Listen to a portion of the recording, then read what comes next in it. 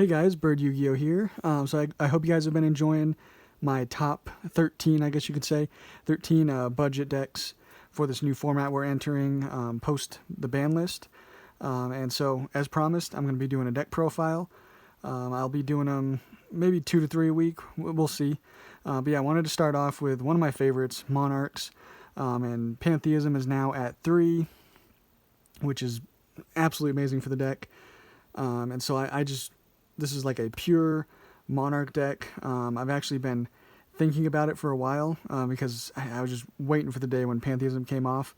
So yeah, this is just kind of like a no fluff, really consistent now that we have Pantheism, just way to play Monarchs, and I really like it. So let's get right into it. Of course, no extra deck. We just have the main deck, so it's super, super cheap. But again, it'll still have that chance of locking out your opponent and just winning you the game that way. So, starting off with one of our best, tribute summon monsters, Ether. Definitely play 3. She's absolutely amazing. She's your way of summoning or tribute summoning on your opponent's turn. So basically, you banish, if this card's in your hand, you banish a Monarch spell and trap from your graveyard, and then you can tribute summon this card. And then when it is tribute summoned, you can send 2 Monarch spell and traps to your grave, and then special summon any Monarch basically from your deck. Really good. There's disruption in there. There's draw power in there, just off of that effect, or just getting another body on board.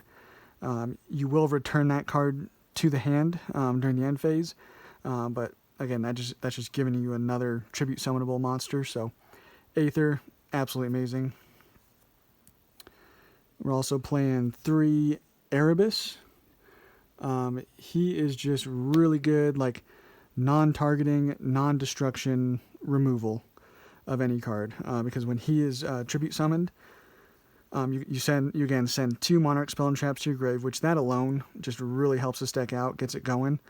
But yeah, so you send 2 Monarch spell and traps to the grave, and then you shuffle 1 card from your opponent's hand, graveyard, or their side of the field into the deck. So again, doesn't target, doesn't destroy. Really, really good. And then it also has another effect. If it's in your graveyard, you can discard a Monarch spell and trap, target 1 monster in your graveyard with 2,400 or more attack and 1,000 defense, and add it to your hand. So you could even add him back to your hand.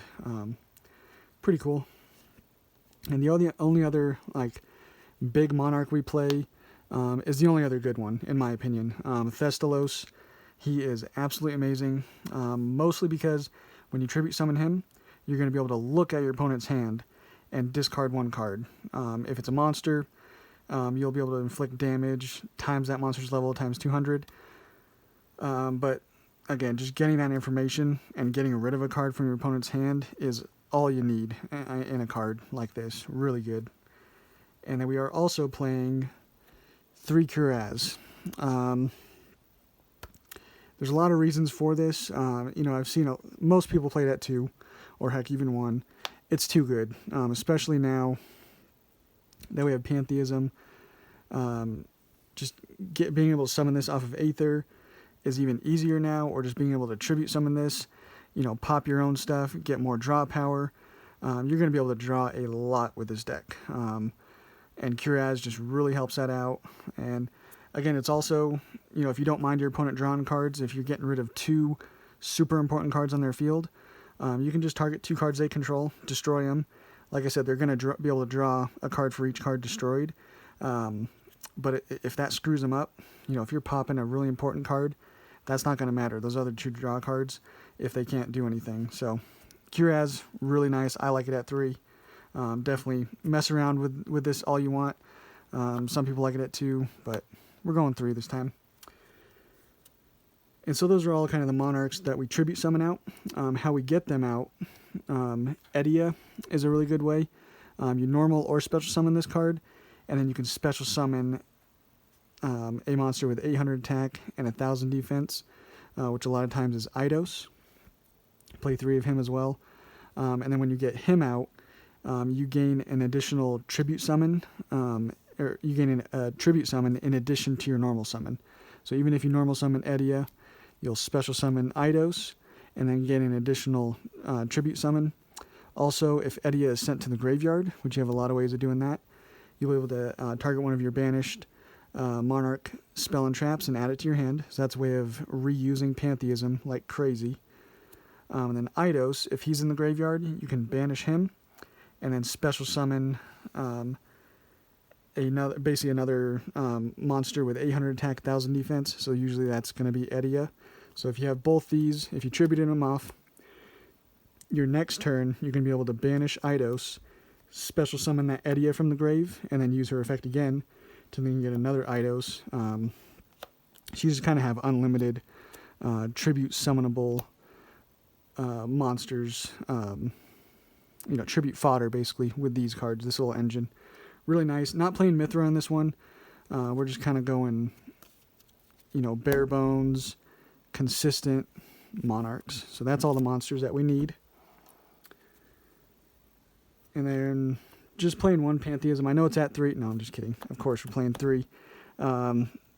Absolutely amazing. The draw effect. So basically, you send a Monarch spell and trap from your hand to the graveyard, draw 2 cards. And that's not once per turn. So if you have multiple ones of these in your hand, you can send another Monarch.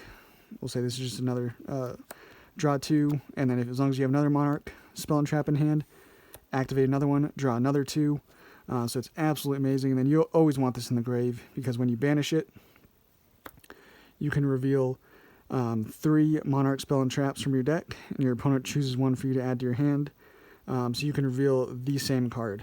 So say you really want 3 Domain, you can just banish that Pantheism, reveal 3 Domain, and your opponent has to give you a Domain, obviously. So yeah, Pantheism fixes everything, bad about the deck. Just that draw power is just so good. So yeah, as you saw, 3 Domain. This is your way. It's I wouldn't say it's your win condition, but it's definitely your way of winning because while you have no cards in your extra deck and you're the only one that controls a tribute summon monster, your opponent cannot special summon from their extra deck. And then if a tribute summon monster you control attacks an opponent's monster, gains 800 attack during the damage calculation. And then it has another effect as well. You can reduce the level of one monster with 2800 attack and 1000 defense from your hand by 2. So basically that's taking Aether and making her a level 6. So it requires only 1 tribute instead of 2. So that comes in handy a lot as well. Just the perfect card for this deck. And then for going second, or heck, even having this as interruption, because if you have Aether and Monarch Stormforth, you're going to be able to tribute on your opponent's turn and tribute one of their monsters. So Aether becomes extra powerful with the Monarch Stormforth, but basically if you would tribute a monster you control for a tribute summon, you can tribute a monster your opponent controls. It's a quick play. It's absolutely amazing. And then we're also playing 3 Return. Main reason being because we play 3 Curaz. Now with Return of the Monarchs, you're going to be able to get out that Curaz and also get a search off of this, plus pop this, so get a draw off a Curaz, get a search. So I like this a lot. Again, it's just gaining you more draw power and more searching. This is going to search you a monster with 2400 or 2800 attack and 1000 defense. Really good if you tribute summon. And then to search out any of these, we are of course playing 3 Tenacity. You just have to have basically a big Monarch in your hand, a monster with 2400 attack or 2800 attack and 1000 defense.